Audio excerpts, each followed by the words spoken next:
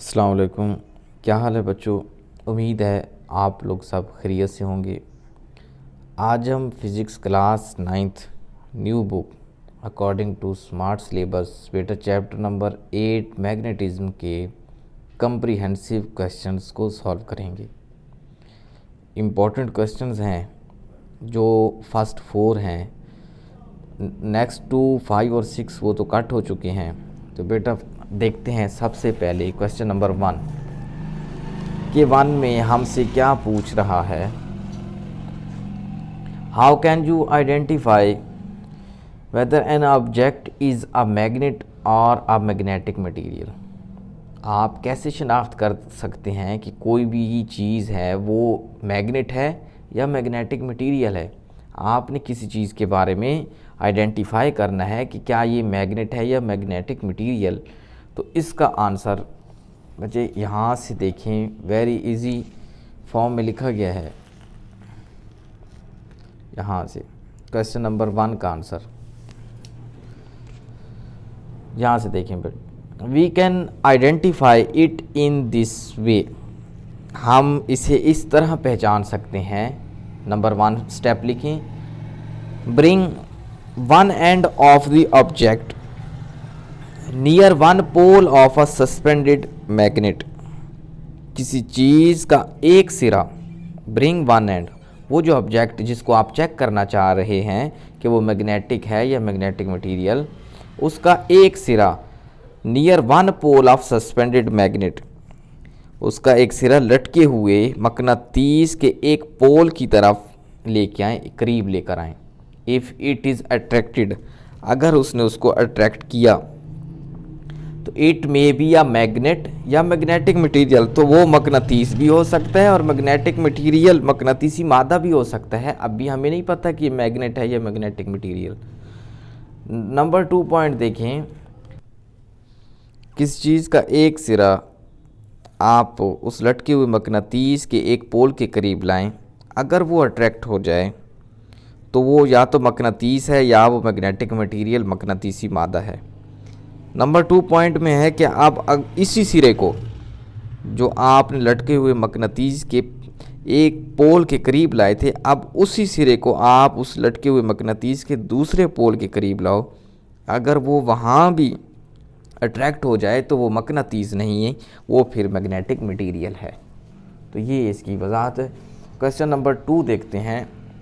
Question number 2 देखते हैं, describe the strength of magnetic field in the term of magnetic lines of force. मकनातीसी क़ुव्वत की रोशनी में, मैग्नेटिक लाइंस ऑफ फोर्स की रोशनी में मैग्नेटिक फील्ड की शिद्दत बयान करें, उसकी स्ट्रेंथ बयान करें। Explain it by drawing a few diagrams for the field as examples. उन फील्ड्स की, मैदान की मिसालें समझाने के लिए आप चंद डायग्राम्स बनाकर वजाहत करें। तो क्वेश्चन नंबर 2 को हम देखते हैं। क्वेश्चन पहले आप ये लिखेंगे, उसके बाद हम एग्जांपल्स देंगे। The strength of magnetic field depends on how many magnetic field lines pass through an area. मकनातीसी मैदान की ताकत, मकनातीसी मैग्नेटिक फील्ड की जो ताकत है वो इस बात पर होती है कि कितनी मैग्नेटिक फील्ड लाइंस, मकनातीसी लकीरें एक जगह से, एन एरिया एक जगह से गुजरती हैं। When the field lines are close together, जहाँ ये लकीरें, मैग्नेटिक फील्ड लाइंस आपस में बहुत करीब हों, इन अ रीजन, जिस इलाके में, उस मैदान में, the magnetic field is strong there, वहाँ मकनातीसी मैदान ज़्यादा ताकतवर होता है। But when the field lines are far apart, लेकिन जहाँ लकीरें एक दूसरे से दूर हों, the magnetic field is weak in that region, तो वहाँ मकनातीसी मैदान, मैग्नेटिक फील्ड बहुत कमज़ोर होता है। तो एग्जांपल से समझते हैं। नंबर 1 एग्जांपल्स आपने इसी तरह हेडिंग देनी है और ये डायग्राम बनानी है। तो magnetic field lines due to opposite poles, यहाँ से पढ़ते हैं फिर समझ आएगी कि when north and south poles face each other, जब नॉर्थ और साउथ पोल आमने सामने हों, the field lines join between them, तो लाइनें आपस में showing attraction and a strong magnetic field, आपस में जुड़ जाती हैं और अट्रैक्शन और स्ट्रॉन्ग फील्ड को जाहिर करती हैं, स्ट्रॉन्ग मैग्नेटिक फील्ड को। Away from the poles magnetic field becomes weak, और पोल से दूर जाने पर मैग्नेटिक फील्ड कमज़ोर हो जाता है। जैसे देखें, जब दोनों मकनातीस के एक जैसे नॉर्थ नॉर्थ या साउथ साउथ आमने सामने होते हैं तो बच्चे वहाँ मैग्नेटिक फील्ड लाइंस आपस में नहीं मिलती, बल्कि बाहर की तरफ झुककर दूर हो जाती हैं और ये रिपल्शन को ज़ाहिर करती हैं, और उस टाइम यहाँ पे दरमियान का जो मैदान है ये कमज़ोर होता है, वीक। लेकिन जब अपोजिट पोल हों, अपोजिट पोल की वजह से मैग्नेटिक फील्ड लाइंस क्या हैं जी, स्ट्रॉन्ग हैं, क्योंकि ये देखिए नॉर्थ से साउथ की तरफ जा रही हैं और अपोजिट पोल्स जो होते हैं ये एक दूसरे को क्या करते हैं, अट्रैक्ट। तो ये आपने डायग्राम बनाने के बाद ये लिखना है, when north and south poles face each other, जब साउथ और नॉर्थ और साउथ आमने सामने हों, the field lines join between them, तो लाइनें आपस में जुड़ जाती हैं, them showing attraction a strong magnetic field, ये कशिश और स्ट्रॉन्ग फील्ड को ज़ाहिर करती हैं। Away from the poles the magnetic field becomes weak, pole से दूर जाने पर मकनातीसी मैदान कमज़ोर हो जाता है। इसी में आप दूसरी एग्जांपल्स लिखें, magnetic field lines due to same poles, अब सेम पोल्स हैं जी, दोनों साइड पे देखें जी, नॉर्थ नॉर्थ या साउथ साउथ, तो देखें नॉर्थ से साउथ की तरफ मैग्नेटिक फील्ड ने जाना होता है, और ये देखें आप सेम पोल्स हैं तो ये एक दूसरे को रिपेल करेंगे, एक दूसरे से दूर जाएंगे। अब यहाँ पे देखें तो नॉर्थ से निकलने वाली मैग्नेटिक फील्ड ये देखें, ये एक दूसरे से दूर दूर जा रहे हैं, रिपेल कर रहे हैं। अगर अट्रैक्शन होती यहाँ साउथ पोल होता तो यहाँ पे इस तरह लाइंस बनती। ये जो नॉर्थ है ये भी अपने आप को क्या कर रहा है, ये देखें, ये एक दूसरे को रिपेल कर रहे हैं मैग्नेटिक फील्ड लाइन। और ये जो जगह है ये पॉइंट एक्स, इसको कहते हैं न्यूट्रल पॉइंट, क्योंकि कि field due to one magnet cancel out that due to the other magnet, एक मकनातीस के मैदान का असर दूसरे मकनातीस के मैदान के असर को ख़त्म कर देता है, ठीक है। तो इस वजह से ये जो पॉइंट है ये क्या, ये पॉइंट एक्स है, इसको कहते हैं जी न्यूट्रल पॉइंट। तो ये डायग्राम बनानी है और डायग्राम के साथ आपने लिखना है magnetic field line due to same poles in figure point X is called a neutral point because, क्योंकि the field due to one magnet cancel, ये वन मैग्नेट की ये जो फील्ड्स हैं ये उस असर को कैंसिल कर देती हैं, cancel out that due to the other magnet, दूसरे मकनातीस के असर को। तो एक मकनातीस के मैदान का असर दूसरे मकनातीस के मैदान के असर को ख़त्म कर देता है। अब इसी में थर्ड एग्जांपल्स आप लिखें, magnetic field lines due to horseshoe magnet, horseshoe मतलब यू शेप्ड मैग्नेट जो होता है, ये यू शेप्ड मैग्नेट, ठीक है। अब ये डायग्राम आपने ऐसे ही बनानी है, और magnetic field line due to horseshoe magnet. अब ये जो तस्वीर है ये हॉर्स शू मैग्नेट का ये मैग्नेटिक फील्ड ये दिखा रही है दोनों पोल्स के दरमियान, ये देखें नॉर्थ साउथ दोनों पोल्स के दरमियान जो मकनातीसी मैदान है वो यूनिफॉर्म है, लेकिन किनारों के पास, इधर किनारों के पास ये बदल जाता है, ये किनारों पे चेंज हो जाता है। ये जो हॉर्स शू मैग्नेट वो मकनातीस होता है जो यू शक्ल का होता है, इसके दोनों सिरों पर, इसके दोनों जो सिरे होते हैं एक दूसरे के करीब होते हैं, दोनों सिरे एक दूसरे के करीब, इसलिए दरमियान में लकीरें जो होती हैं ये सीधी और बराबर होती हैं, और यहाँ पे जो मैदान है वो स्ट्रॉन्ग और यूनिफॉर्म रहता है। लेकिन ये किनारों पर लकीरें फैल जाती हैं, ये देखें, ये नॉर्थ से साउथ की तरफ ये जाएंगी तो ये नॉर्थ से निकलती हैं और साउथ की तरफ जा रही हैं, देख।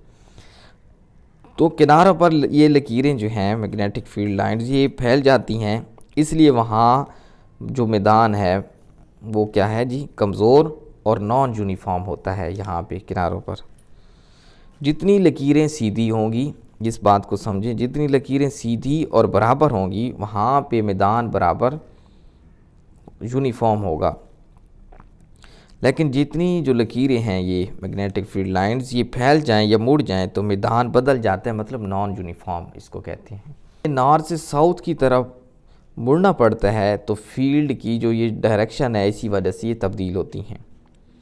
इसको हम फ्रिंगिंग इफ़ेक्ट भी कहते हैं। फ्रिंगिंग इफ़ेक्ट होता है किनारों पर मैदान बाहर की तरफ झुक जाता है, इसे फ्रिंगिंग कहते हैं, जो मैदान को बदलता है।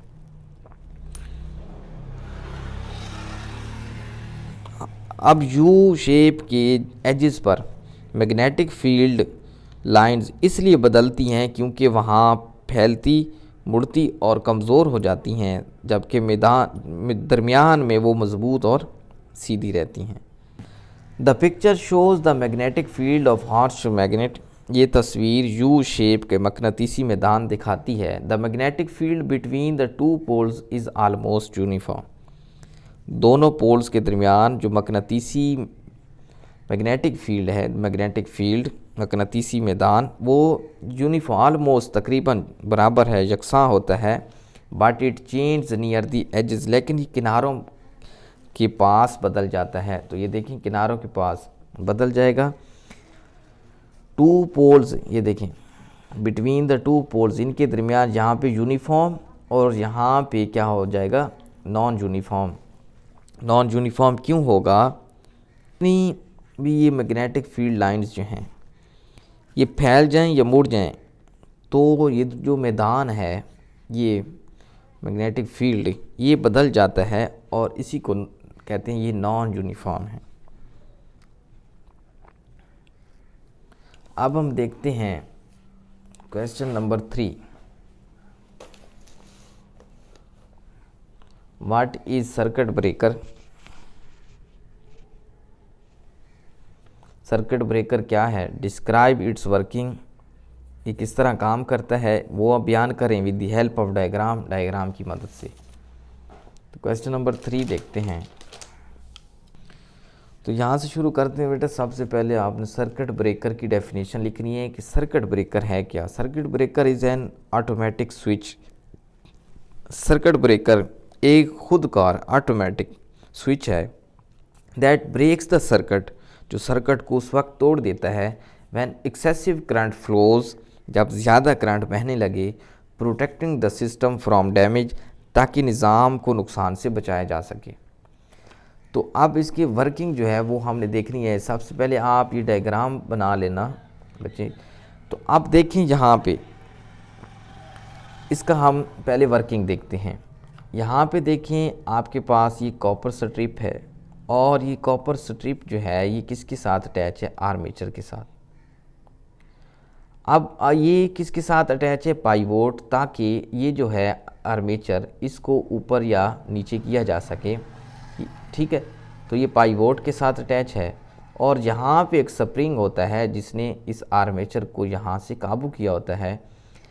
अब देखिए इस स्प्रिंग के पास इतनी पावर होती है कि ये आर्मेचर को ऊपर ही रखता है, नीचे नहीं आने देता। अब जैसे ही यहाँ से करंट बहुत ज़्यादा फ़्लो करेगा तो जैसे ही करंट बढ़ेगा तो ये जो है इलेक्ट्रोमैग्नेट ये बढ़ जाएगा। तो जितनी ज़्यादा करंट उतना इलेक्ट्रोमैग्नेटिक बढ़ जाएगा। ये जो कॉइल है अब ये क्या करेगी, ये इस आर्मेचर को अपनी तरफ खींच लेगी और जैसे ही खींचेगी अब ये जो पावर है इसकी इलेक्ट्रोमैग्नेट की, इसकी पावर इस स्प्रिंग से ज़्यादा हो चुकी है। इस वजह से ये इसको अपनी तरफ खींच लेगा और यहाँ से सर्किट ब्रेक हो जाता है। तो यहाँ से देखते हैं वर्किंग। इन आ सर्किट ब्रेकर में करंट फ्लोज थ्रू आ कॉपर स्ट्रिप्स। सर्किट ब्रेकर में बिजली एक कॉपर की पट्टी, कॉपर स्ट्रिप, कॉपर की पट्टी, armature and the coil of electromagnet और बरकी मकनातीस इलेक्ट्रोमैग्नेट की कॉइल में से गुजरती है। When the current becomes too high, जब करंट बहुत ज़्यादा हो जाता है तो इलेक्ट्रोमैग्नेट अट्रैक्ट दी आर्मेचर। जब करंट बहुत ज़्यादा हो जाता है तो इलेक्ट्रोमैग्नेट आर्मेचर को अपनी तरफ खींच लेता है। यही अब यहाँ पे करंट ज़्यादा फ्लो करने की वजह से ये जो स्प्रिंग की ये जो पावर थी, इसने इस आर्मेचर को रोका हुआ था यहाँ पे, ये इसकी पावर से ज़्यादा ये जो इलेक्ट्रोमैग्नेट है इसमें पावर ज़्यादा हो जाती है ज़्यादा करंट फ्लो की वजह से। तो ये इलेक्ट्रोमैग्नेट जब ज़्यादा पावर रखेगा तो ये आर्मेचर को अपनी तरफ क्या कर लेगा, अट्रैक्ट कर लेगा, तो सर्किट ब्रेक हो जाएगा। यही यहाँ लिखा हुआ है, when the current becomes too high, जब करंट बहुत ज़्यादा हो जाता है, the electromagnet attract the armature, electromagnet armature को अपनी तरफ अट्रैक्ट कर लेता है। The armature moves away from the copper strip and the circuit breaks automatically. Armature जो है वो ये जो कॉपर स्ट्रिप है तांबे की पट्टी से ये बिल्कुल अलग हो जाता है और सर्किट खुद ब खुद टूट जाता है। ये देखें यहाँ पे ये जो आर्मेचर है ये इस कॉपर स्ट्रिप से बिल्कुल क्या हो जाएगा, यहाँ से अभी हमने पढ़ा है मूव अवे, ये armature move away from the copper strip, armature इस तांबे की पट्टी से बिल्कुल अलहदा हो जाता है नीचे और सर्किट खुद ब खुद टूट जाता है। इसको हम, ये है सर्किट ब्रेकर और सर्किट ब्रेकर का ये है वर्किंग। तो आपने डायग्राम बना लेनी है, ये इलेक्ट्रोमैग्नेट, आर्मेचर, कॉपर स्ट्रिप बना लें और यहाँ पे एक स्प्रिंग बना लें। ठीक है, जैसे ही करंट ज़्यादा फ्लो करेगा ये जो इलेक्ट्रोमैग्नेट है इस आर्मेचर को अपनी तरफ अट्रैक्ट कर लेगा और यहाँ से सर्किट ब्रेक हो जाएगा। देख लें बच्चे, ये जो सर्किट ब्रेकर है ये एक प्रोटेक्टिव डिवाइस होती है।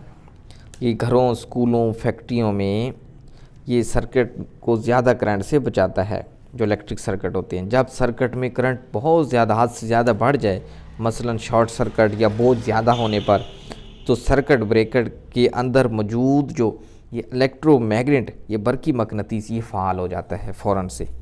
ये आर्मेचर को अपनी तरफ खींच लेता है जिससे सर्किट का कनेक्शन टूट जाता है। यूँ बिजली का बहाव रुक जाता है और बिजली के बहाव के रुकने की वजह से निज़ाम को जलने या नुकसान से हम बचा लेते हैं। ठीक है, तो ये सर्किट ब्रेकर बचा लेता है। इसी तरह आप देखते हैं question number 4।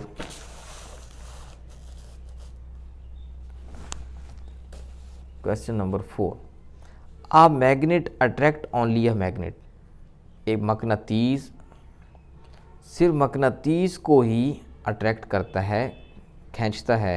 Explain the statement, इस स्टेटमेंट को आप वजाहत करें, बयान करें। द स्टेटमेंट, ये जो स्टेटमेंट है, a magnet attract only a magnet, कि मकनातीस सिर्फ दूसरे मकनातीस को खींचता है, इज़ नॉट ट्रू, ये दुरुस्त नहीं है, ये बयान गलत है। We know opposite poles of magnet attract each other, हम जानते हैं कि मकनातीस के जो मुखालिफ सिरे होते हैं, अपोजिट पोल्स, वो एक दूसरे को खींचते हैं। A magnet can also pull some material like, एक जो मकनातीस है वो कुछ मैग्नेटिक मटीरियल्स, ठीक है, a magnet can also pull some materials like, एक मकनातीस कुछ मटीरियल्स, मादों को भी खींच सकता है जैसे लोहा, कोबाल्ट, निकल वगैरह। These materials have small magnetic parts inside called domains, ये जो मादे होते हैं इन मादों के अंदर छोटे छोटे मकनातीसी हिस्से होते हैं। Small magnet parts inside called, इनके अंदर जिन्हें डोमेन्स कहते हैं। भाई ये लोहा, कोबाल्ट और निकल, इनके अंदर छोटे छोटे मकनातीसी हिस्से होते हैं जिन्हें डोमेन्स कहते हैं। Which line up with the magnet fields and make attraction, ये हिस्से मकनातीस के मैदान, मकनातीस के फील्ड के साथ बिल्कुल सीधे आ जाते हैं। विच लाइन अप, बिल्कुल सीधे आ जाते हैं the magnet field and make attraction, जैसे मकनातीस के फील्ड के साथ बिल्कुल सीधे आ जाते हैं और कशिश पैदा करते हैं। So the statement is wrong, लिहाजा ये बयान गलत है। ये बयान अब इसलिए गलत है क्योंकि मकनातीस सिर्फ दूसरे मकनातीस को नहीं, बल्कि मकनातीस तो कुछ ख़ास धातों को भी अपनी तरफ खींचता है। वो धातें अभी हमने जिक्र किया है, जैसे आयरन, कोबाल्ट, निकल वगैरह।